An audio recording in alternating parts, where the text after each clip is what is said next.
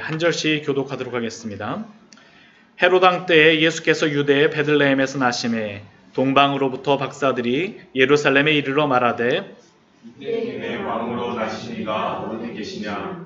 우리가 동방에서 그의 별을 보고 그에게 경배하러 왔노라 하니 헤롯 왕과 온 예루살렘이 듣고 소동한지라.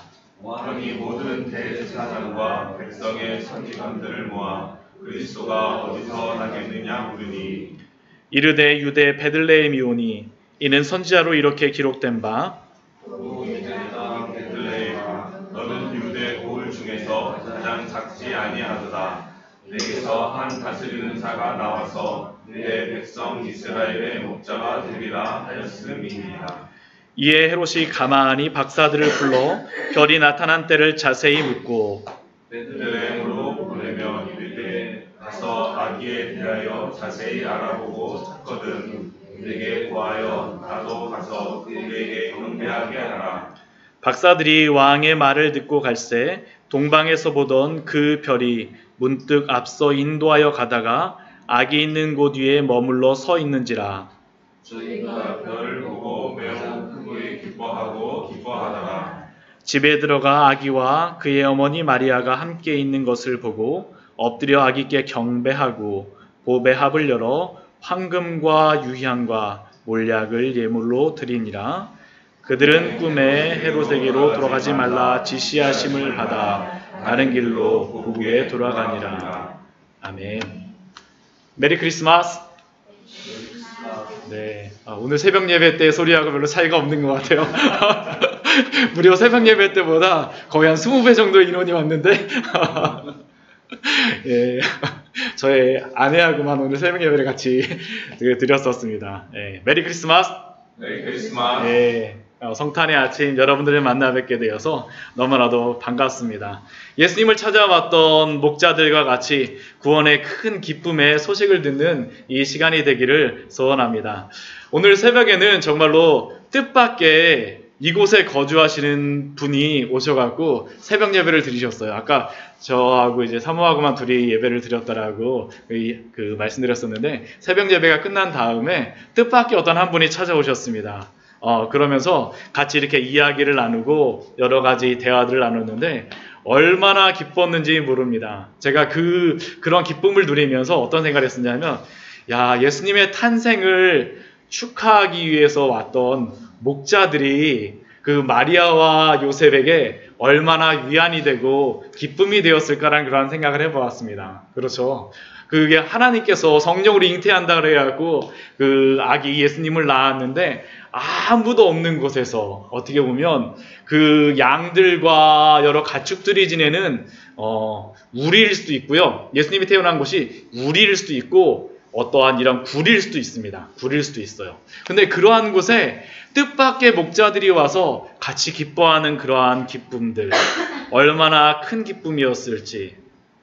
바로 저희가 이러한 기쁨을 가진 자들이 되어졌으면 좋겠습니다. 성탄을 우리가 같이 예배한다라는 것은 단순히 여러분들만 그냥 성탄절 맞이했으니까 예배 드리러 가고 내가 즐기기 위해서 온 것이 아니라 사실은 우리도 2000년 전 목자와 같이 예수님을 찬양하기 위해서 그의 탄생을 기뻐하기 위해서 경배하기 위해서 우리가 왔음을 기억하시기 바랍니다. 정말로 하나님의 그 은혜 가운데에서 이 예배에 큰 은혜가 있기를 정말로 소원합니다.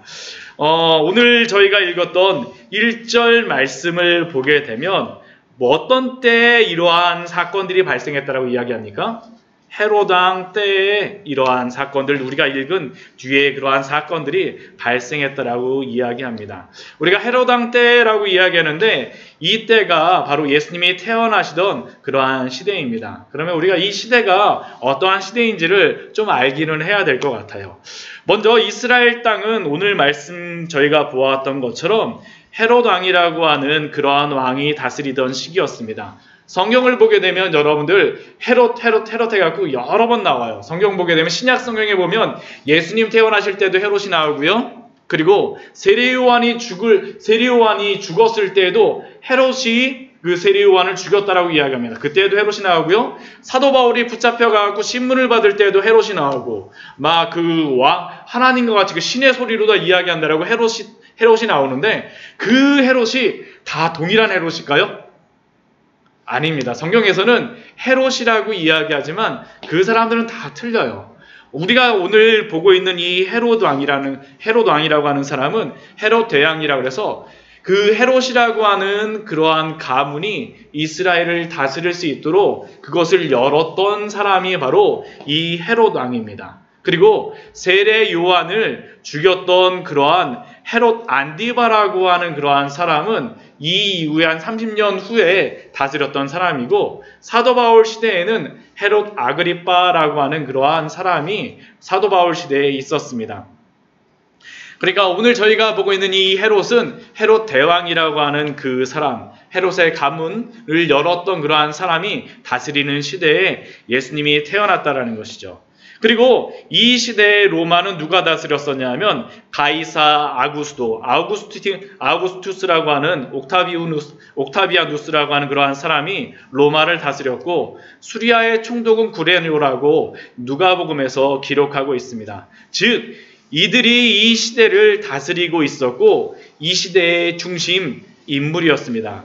헤롯과 가이사 아구스도와 그리고 구레뇨라고 하는 사람이 이 시대의 유명한 사람들이었었고 이 세상에서는 그 시대의 세상에서는 가장 유명하다라고 할 수 있었죠. 그러나 우리가 성경을 자세히 보면 그러한 세상에서 유명하다라고 하는 그러한 사람이 그 시대의 중심 인물은 아니라는 것을 우리는 알 수 있습니다. 우리 사무엘상 16장 7절 말씀에 보면 하나님께서는 어떠한 자들을 찾으시는지 어떠한 사람을 눈여겨보시는지를 우리에게 말씀합니다. 사무엘상 16장 7절 말씀에 보면 다윗을 뽑을 때 하나님께서는 이렇게 말씀하시죠. 내가 보는 것은 사람과 같지 아니하니 사람은 외모를 보거니와 사람은 그 사람이 잘생겼는지 못생겼는지 돈이 많은지 어떠한 재력이 많은지 능력이 많은지를 눈여겨보지만 나 여호와는 중심을 본다라고 말씀하여 주십니다. 사람은 외모를 보지만 하나님은 중심을 보세요. 우리는 이 시대를 살아가면서 여러 위대한 인물들을 보면서 때로는 그 사람들 때문에 가슴을 쓰다듬기도 하고 나는 왜 저렇게 못하지? 아니면 그 사람들을 존경하기도 하고 때로는 한숨도 쉬고 때로는 기뻐하기도 합니다. 그러나 우리가 성경을 자세히 보면 성경은 그러한 사람들을 주인공으로 내세우지 않습니다. 아브라함 시대에만 해도 한번 생각해 보십시오. 함무라비 법전을 만들었던 고대 바빌론 문명이 어느 정도 그쪽에서 융성하고 있을 때 그리고 또한 애굽으로 가게 되면 아브라함이 우리가 가자의 피라미드를 보았습니다. 아브라함이 그 시대보다 한 100년 정도 후의 사람인데 그 피라미드를 만들었던 그 시대의 패자 그 바로가 있었음에도 불구하고 그들은 성경의 주인공이 아니었죠. 단지 스쳐 지나가는 사람들이었습니다. 결국 우리가 이 성경을 보면서 우리가 알아야 될 것은 무엇입니까? 이 땅을 운행하시는 분이 누구인가? 이 땅을 정말로 통치하시는 분이 누구인가를 우리는 분명히 알아야 합니다.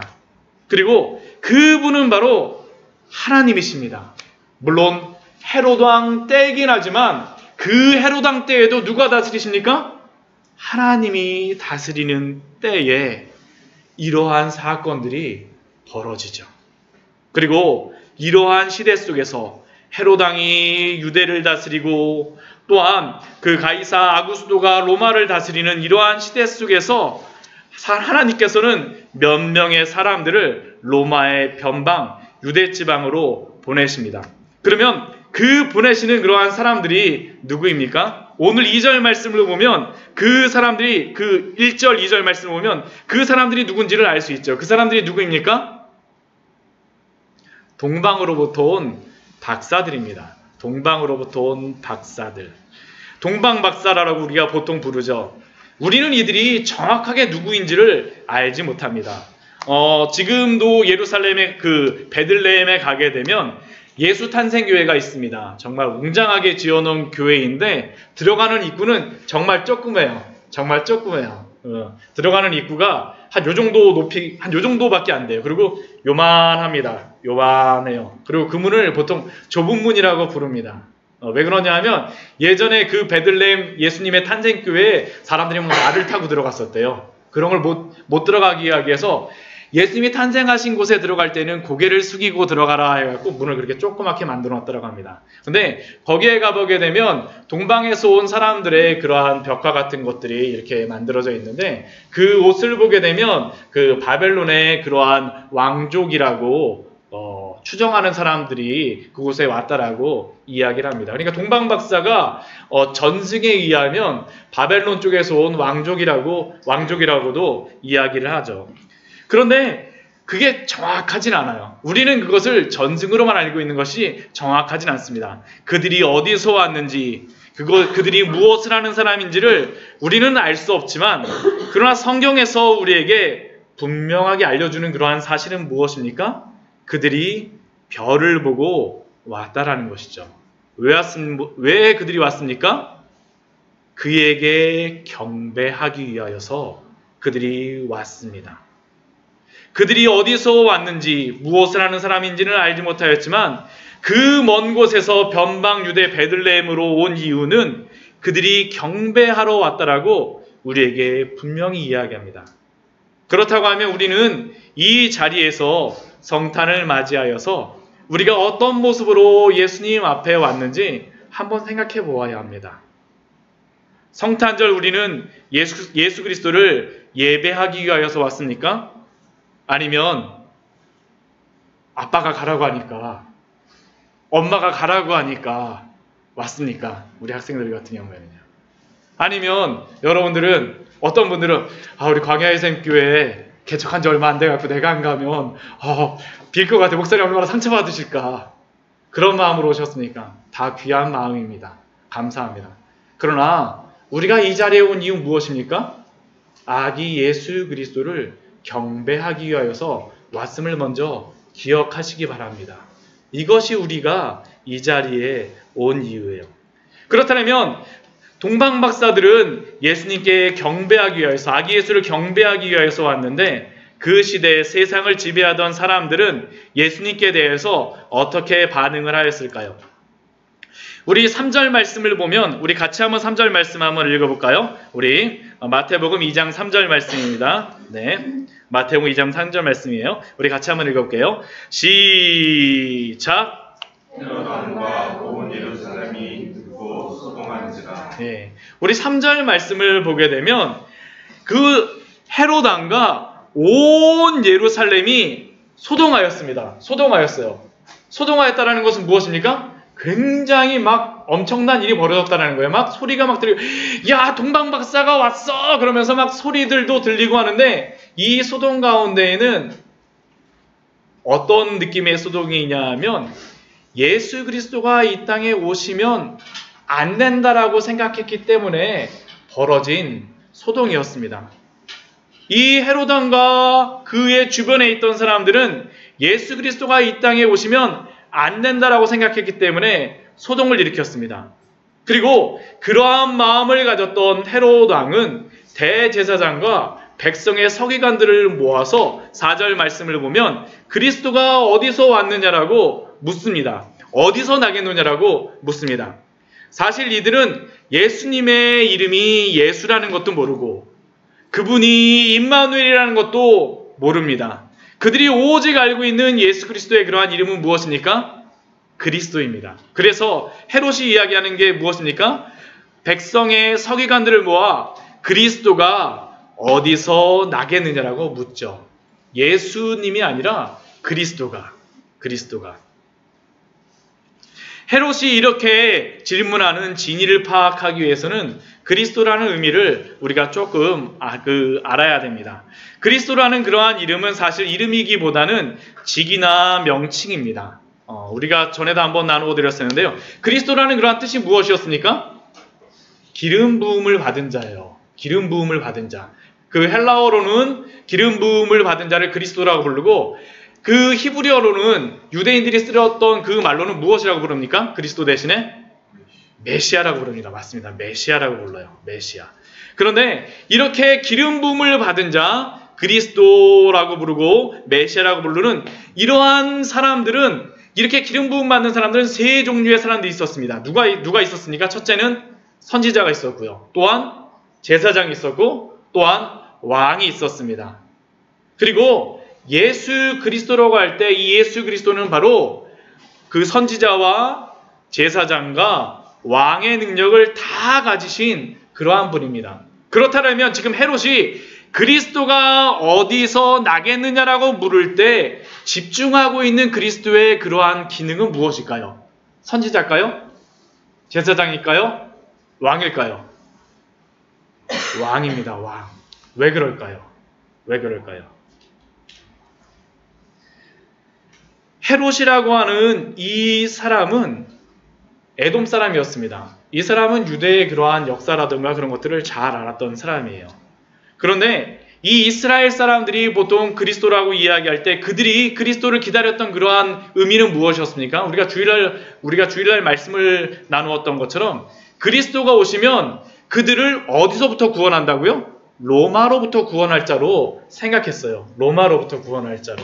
근데 로마로부터 구원할 자로 생각하는 그러한 그리스도는 어떠한 능력을 가지신 분이냐면 바로 왕의 능력을 가진 그러한 사람이었죠. 헤롯이 정말 예수 그리스도가 어디서 났는지 궁금해하는 것은 그가 실제로 다 예수 그리스도가 어디서 났는지를 궁금해하는 것이 아니라 그는 사실은 자신의 왕권에 대한 경쟁자가 태어났다라고 생각했기 때문에 그리스도가 어디서 났는지에 대해서 굉장히 궁금했던 것입니다. 헤롯이 어떤 사람이냐 하면 헤롯이 굉장히 의심병이 많은 사람이었어요. 역사적으로 보게 되면. 심지어는 어떻게 하냐면 자기가 죽기 얼마 전까지 자기의 가족들을, 자기의 자식들을 막 죽여요. 왜 죽였는지 아세요? 자신의 왕위를 빼앗아갈까봐 죽입니다. 그러니까 자신의 왕권을 위협하는 사람은 자식이고 부인도 죽였어요. 자식이고 부인이고 눈에 보이는 게 없는 사람이었습니다. 왜 그러냐 하면 헤롯이 보면 그 젊었을 때 그의 아버지하고 그의 형제들이 주변에 가까운 사람들에게 죽임을 당했어요. 그러다 보니까 주변에 그 누구도 믿지 않았습니다. 아무리 가까운 사람도. 그런데 동방박사가 나타나갖고 갑자기 묻습니다. 너희 유대인의 왕이 어디서 났느냐라고 이야기하니까 헤롯과 그의 주변의 사람들이 어떻게 했습니까? 우와 하면서 막 환영했을까요? 아니죠. 환영할 수가 없는 거예요. 환영할 수가 없는 거예요. 또한 그들은 예수 그리스도를 환영할 수가 없었습니다. 왜냐하면 이 위정자들, 이 헤롯만 해도 누가 왕으로 다 세워준 사람일까요?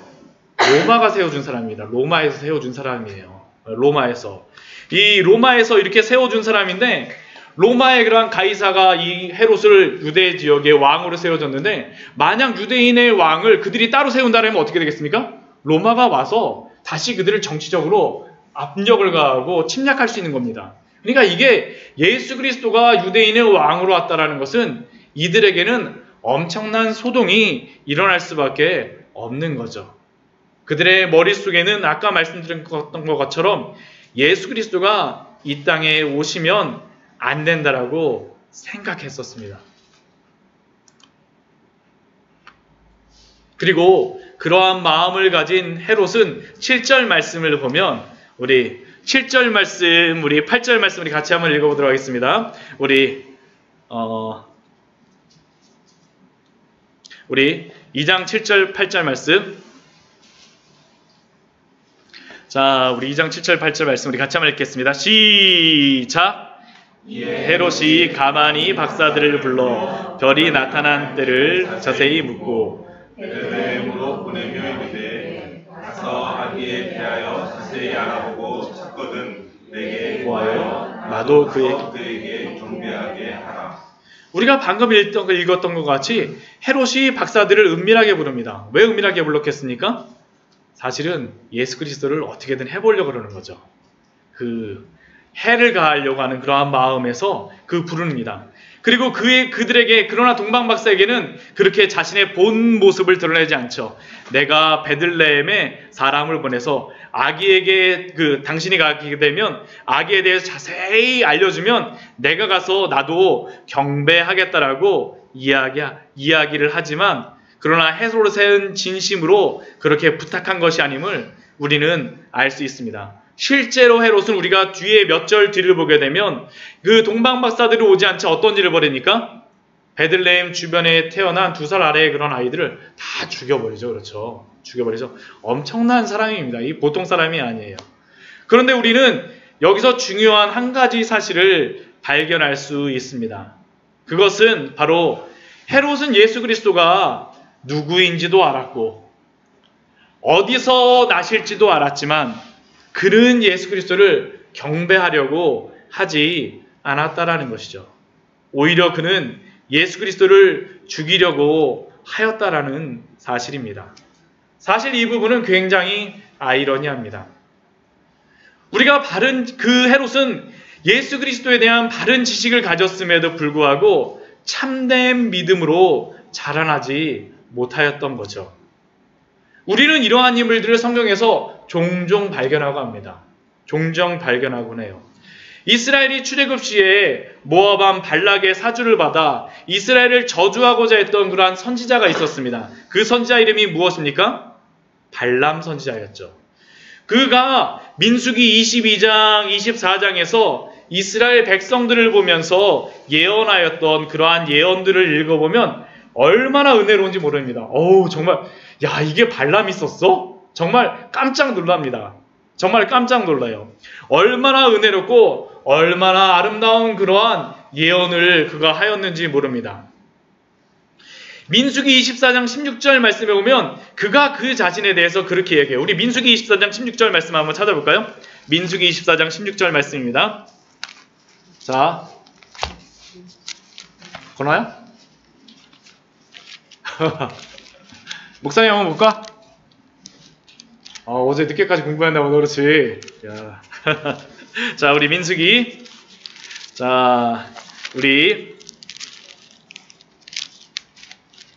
24장 16절 말씀입니다. 민수기 24장 16절 말씀입니다.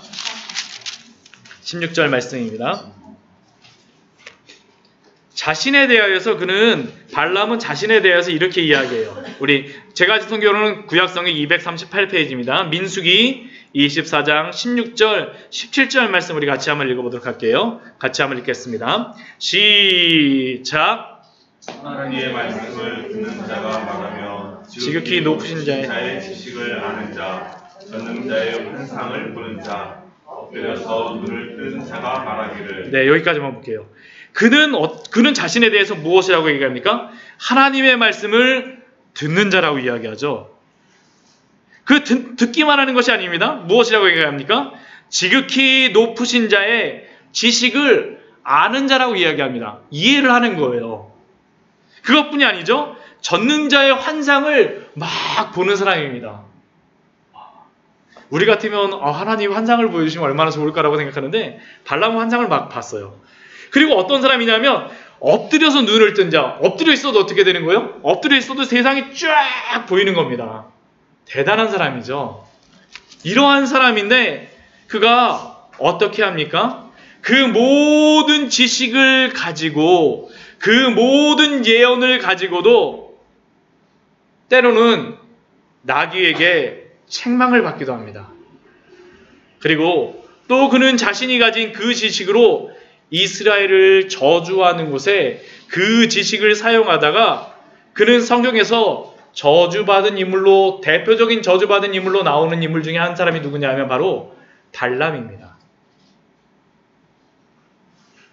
그렇다고 하면 우리는 이 말씀을 보면서 이 말씀 우리가 지금 들었던 이러한 발람과 그리고 헤롯의 모습을 보면서 우리는 어떻게 해야 되겠습니까?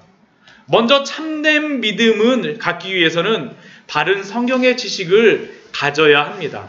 그렇게 우리는 성경의 바른 지식을 갖기를 추구해야 합니다. 성경의 바른 지식을 갖도록 우리는 노력해야 돼요. 그러나 그 지식이 단순히 우리들의 지적인 욕구만을 만족시키는 지식이 되어지지 않아야 합니다. 우리는 단순히 우리의 지적인 욕구만을 만족시키는 그러한 지식이 되지 않도록 우리는 날마다 경계해야 합니다. 그렇다면 어떻게 그러한 오류, 그러한 잘못된 지식에, 잘못된 그러한 오류에 빠지지 않을 수 있을까요? 그것은 근본적으로 우리의 모든 추구하는 지식은 여호와를 경외하는 가운데 추구해야 됩니다. 우리 잠언 1장 7절 말씀에 보면 우리는 이런 말씀을 우리 아마 많이 들어보셨을 거예요. 여호와를 경외하는 것이 지식의 근본이거늘, 여호와를 경외하는 것이 지식의 근본이거늘 미련한 자는 지혜와 훈계를 멸시하느니라. 여러분은 어떻습니까? 여러분은 여호와를 경외하는 가운데 하나님의 말씀을 받아들이십니까?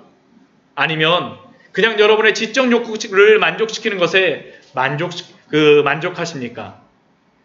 이 시대는 지식 쇼핑의 그러한 시대입니다. 지식 쇼핑의 진짜 시대예요.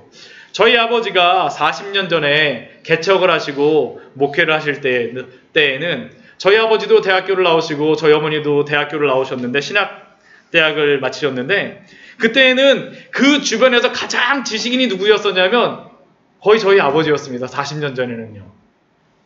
그러나 지금 이 시대는 어떻습니까? 우리 여기에 나오신 그러한 대부분의 분들도 대학교는 기본이고 석사에 박사에 때론 우리는 그것도 부족하여서 외국 유학까지 다녀오는 경우도 많이 있습니다. 그러나 그러한 지식이 우리들로 하여금 하나님께 굴복하게 하는 지식입니까? 성경에 대한 그러한 지식도 동일합니다. 우리가 많은 성경 공부를 통하여서 많은 지식을 배우고 때로는 목회자보다 더 박직한 성도님들도 많이 계시기도 하지만 그 지식이 나를 교만하게 한다면 하나님 앞에 겸손하게 하지 못하는 그러한 지식이라고 한다면 그 지식은 오히려 축복이 아니라 믿음을 성장하지 못하게 하는 그러한 걸림돌이 될 때도 많지 않습니까? 참된 경건을 추구하는 가운데 바른 지식을 쌓으심으로 아름다운 믿음으로 성장하시는 우리 성도님들 되시기를 바랍니다. 참된 경건이 중심이 되어야 돼요. 제가 이 말씀 드렸더라고 나는 지식을 추구하지 말아야 되겠다라고 생각하시면 안 됩니다. 우리가 경건함 가운데 지식을 추구하라는 것이에요. 왜냐하면 잘못된 그러한 지식은 우리로 하여금 하나님께 다가가도록 하는 것이 아니라 하나님으로부터 멀어지게 하는 그러한 걸림돌이 될 수도 있기 때문입니다.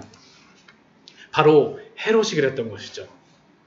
그렇다고 하면 이러한 헤롯의 배웅을 받고 예수님을 경배하기 위해 출발한 동방박사들에게는 어떠한 일이 벌어졌을까요? 우리 9절, 10절 말씀 우리 한번 같이 한번 읽어보도록 할까요? 우리 마태복음 2장 9절, 10절 말씀 우리 같이 한번 읽어보도록 하겠습니다. 같이 한번 읽어볼게요. 자, 같이 읽겠습니다. 마태복음 2장 9절, 10절 말씀 같이 한번 읽겠습니다. 시작! 사자들이 왕의 말을 듣고 갈새 동방에서 보던 그 별이 문득 앞서 인도하여 가다가 악이 있는 곳 위에 머물러 서 있는지라 저희가 그 별을 보고 매우 기뻐하더라. 아멘. 어떻게 보면 우리 19절 말씀을 자세히 보게 되면 동방박사들이 왜 헤롯에게 찾아갔냐 하면 그들을 인도하던 별이 갑자기 사라져버린 겁니다. 잘 따라갔었는데 별이 사라져버린 것이에요. 근데 헤롯을 만나고 난 다음에 헤롯의 말을 듣고 가는 중에 어떻습니까? 그 별이 문득 다시 나타난 겁니다. 다시 나타난 거예요.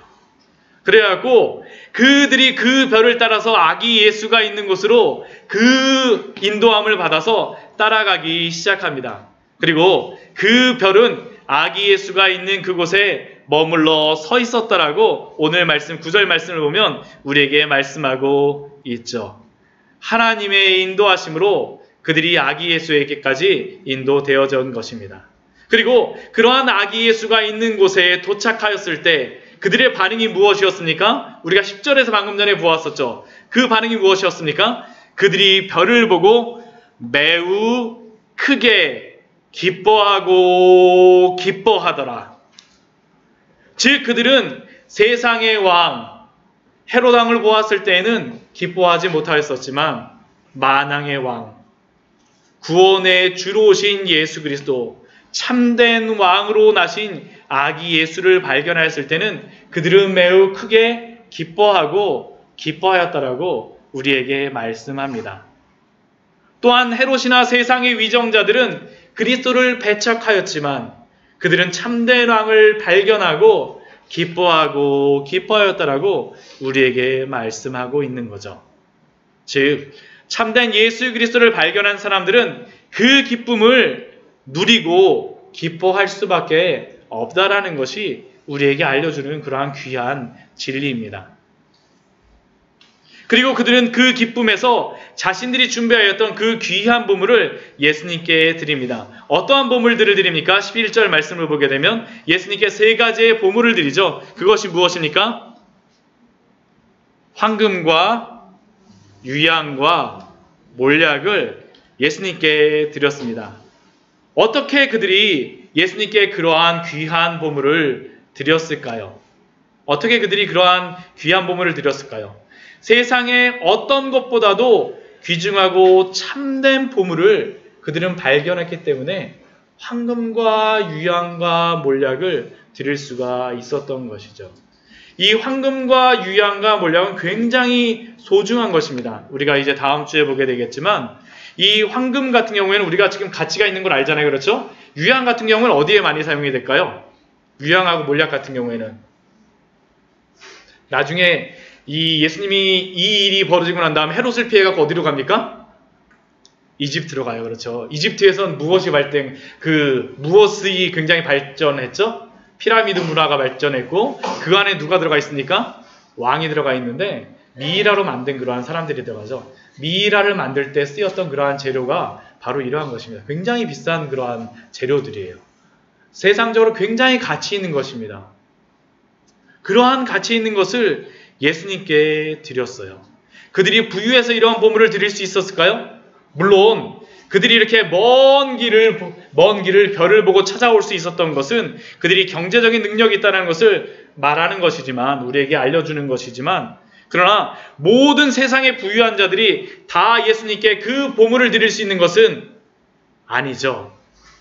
헤롯만 보아도 예수님께 어떤 것도 드리지 않았습니다. 대신 예수님을 죽이려고 했던 것이 아닙니까? 어떻게 그들이 그런 것을 할 수 있었을까요? 그 이유는 바로 예수 그리스도 안에 있는 그 참된 보물을 발견하였기 때문에 그들은 그 모든 것을 예수님께 드렸던 것입니다. 오늘 말씀을 통하여서 성탄절에 이러한 성탄절을 우리 맞이하여서 성경은 우리에게 두 가지의 질문을 하고 있는 것 같습니다. 첫 번째는 하나님을 경외함에 기초하여서 성경의 바른 지식을 우리가 소유하고 있는지 우리에게 질문하고 있는 것입니다. 여러분들은 하나님을 경외함으로 성경의 바른 지식을 소유하고 있습니까? 이미 이 부분에 대해서는 우리는 많은 부분을 살펴보았기 때문에 더 많은 이야기를 할 필요는 없지만 그러나 아까도 말씀드렸던 것 같이 여호와를 경외하지 않는 그러한 성경의 지식은 때때로 우리로 하여금 바른 신앙이 아니라 신앙으로부터 떠나게 하는 그러한 이유가 됩니다. 오늘 헤롯과 그를 추종하였던 그러한 사람들을 보십시오. 그들 중 누구 하나 동방박사를 선뜻 따라 나선 사람이 있습니까? 아무도 없습니다. 그들에게 지식은 있었지만 또한 그들에게 여러 가지 배경적인 것은 있었지만 여호와 하나님을 경외하는 그러한 것이 없는 지식은 오히려 그들로 하여금 아기 예수를 향한 그러한 경배를 막게 합니다. 요즘 유럽의 여러 교회들을 방문해 보게 되면 그 교회들이 크고 우뚝 서진 그러한 교회들은 참 많이 있는데 그곳에 가보게 되면 예배하는 사람들은 거의 없습니다. 정말 큰 교회, 유럽에 있는 큰 교회를 가보게 되면 주일날 그곳에 가봐도 대부분 뒤에 있는 사람들이 누군지 아세요? 관광객들이 거기에 굉장히 많습니다. 큰 교회, 유서 깊은 교회들 가보게 되면 엽서 팔고 막 그러기 때문에 뒤에 관광객들이 굉장히 많아요. 예배 드리는 사람들은 앞에 정말 열 몇 명 이렇게 모여갖고 그 앞에서 이렇게 쭉 서갖고 예배를 드리곤 합니다. 대신 그들은 예배 드리지 않는 대신 요즘엔 어떻게 합니까? 그들은 요즘에 교회 예배 드리는 것 대신에 축구장에서 그들의 신인 축구를 경배합니다. 예배해요. 정말 그렇습니다. 1년에 몇백만 원씩이나 하는 그러한 정기권을 사갖고 그러한 그 축구장을 매 주일마다 가갖고 계속 그것들을 구경합니다. 그렇지 않으면 가족과 같이 여행을 하면서 그들의 인생을 만끽하곤 하죠. 사실 우리나라도 지금 이러한 시대 속에 살고 있지 않습니까? 그런데 이렇게 된 몇 가지의 이유들이 있습니다. 몇 가지의 이유들이 있어요. 그 이유가 무엇이냐면 18세기, 19세기 우리 보게 되면 자유주의 신학이 전 유럽을 쫙 휩쓸어 버립니다. 자유주의 신학이. 근데 이 자유주의 신학이 무엇이냐 하면 자유주의 신학이 다른 것이 아니라 하나님의 말씀을 인간이 연구한 그러한 방법으로 분석하는 것입니다. 그러니까 하나님의 말씀 우리가 국어책 여러분들 요즘에 국어 시험 그 논술하는 게 굉장히 어렵다라고 이야기를 하더라고요. 네.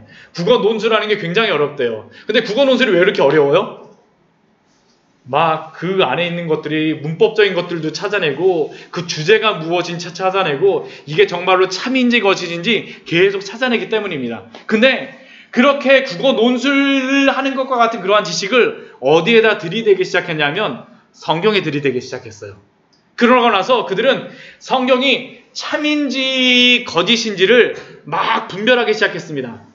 근데 그들이 처음에 그렇게 하기 시작한 이유가 있었어요. 왜냐하면 사람들이 18세기, 19세기 오면서 사람들이 어떻게 됐냐면 계몽주의 시대를 거치면서 사람들의 지식이 굉장히 많이 발전을 한 거예요. 근데 교회에 와서 앉아갖고 예수님 믿으세요, 기도하세요, 하나님을 바라보십시오, 그냥 무조건 믿으십시오 하니까 사람들이 어떻게 하는 거예요? 믿어지진 않는 거예요. 그러니까 그 사람들은 처음에는 참된 신앙을 전하기 위해서, 믿음을 전하기 위해서 그렇다면 많이 공부한 내가 성경을 잘 분석해갖고 이 사람들에게 이해시켜주기 위해서 차근차근 막 성경을 분석하기 시작한 것입니다. 그런데 그것의 결과가 어떻게 됐을까요? 성경을 분석하기 시작하면서 그들은 성경 앞에 굴복하기보다는 성경을 나의 지식으로 굴복시키기 시작했습니다. 그러면서 그들의 믿음은 어떻게 됐을까요? 믿음이 사라져버렸어요. 하나님을 원래는 믿게 하기 위하여서 성경을 분석하기 시작했는데 그 이유 때문에 사람들의 믿음이 사라지기 시작한 것입니다. 결국 하나님 앞에 굴복하지 않는 그러한 믿음, 하나님 앞에 굴복하지 않는 그러한 지식은 오히려 우리로 하여금 참된 믿음으로부터 떠나게 한다라는 것이죠. 성경을 우리에게 주신 이유는 다른 것이 아닙니다. 그 성경 앞에, 아니 하나님 앞에 우리로 하여금 굴복시키기 위하여서 하나님께서 성경을 우리에게 주셨습니다. 우리가 하나님의 말씀을 듣고 하나님의 말씀을 읽을 때에도 이 마음을 반드시 가져야 합니다. 아까 잠언 1장 7절 말씀도 여호와를 경외하는 것이 지식의 근본이거늘 여호와를 경외하는 것 그거 하나로 모든 지식이 다 끝난다라는 것이 아닙니다. 모든 지식의 출발점이 무엇이라고요? 여호와를 경외하는 것으로부터 시작해야지만 그 지식이 우리에게 참된 지식이 되어질 수 있다라고 우리에게 알려주고 있는 것입니다. 이러한 믿음, 여호와를 경외함으로 참된 믿음을 갖는 우리 성도님들 되시기를 축원드립니다. 또한 두 번째 우리에게 오늘 말씀을 통하여서 우리에게 질문하는 그런 질문이 있는 것 같습니다. 그것은 예수 그리스도 안에서 참된 보화와 참된 보물을 여러분들은 발견하셨습니까? 저를 한번 봐주세요. 저를 한번 이게 위에가 따뜻한 바람이 쫙 나오니까 어떠세요? 노곤하시죠? 그렇죠? 네, 저도 새벽 예배 끝나고 나서 아침에 여기서 말씀 막 준비하는데 이거 켜놓고서 여기서 막 말씀 준비하다 보면 한 10분 지나면 어떻게 할까요? 주님 만나고 있어요. 막 이러고 있습니다. 노곤해져요. 네. 근데 전 여러분들에게 그냥 저를 한번 봐주세요. 저를 한번 다 집중 한번 해주세요. 여러분들에게 개인적으로 한번 제가 여러분들과 1대1로 다 지금 말씀 공부를 하는 것은 아니지만 저는 여러분들에게 질문하고 싶어요. 정말 여러분들에게 질문하고 싶어요. 여러분들은 예수 그리스도 안에 있는 그 참된 보화와 보물을 발견하셨습니까? 발견하셨어요? 우리가 왜 그렇게 이 세상 속에 속하여서 거룩한 그리스도인으로 살아가지 못할까요? 그것은 바로 그리스도의 보물, 보화를 우리가 발견하지 못하였기 때문입니다. 헤롯을 보십시오. 그가 왜 예수 그리스도를 알매도 불구하고 예수 그리스도를 경배하지 않습니까? 그의 왕이라고 하는 그러한 직위, 그러한 보물이 예수 그리스도보다 더욱 귀중하기 때문입니다. 한번 지금 이 시간 여러분들이 집중하지 못하는 이유를 한번 생각을 해보십시오. 딴 생각을 한번 하고 있는다고 생각해 보세요. 수학 문제예요. 집에 가서 어떻게 풀지? 아니면 집에다 밥 올려놓고 왔는데? 아니면 내가 가스불을 잠그고 왔나 안 잠그고 왔나?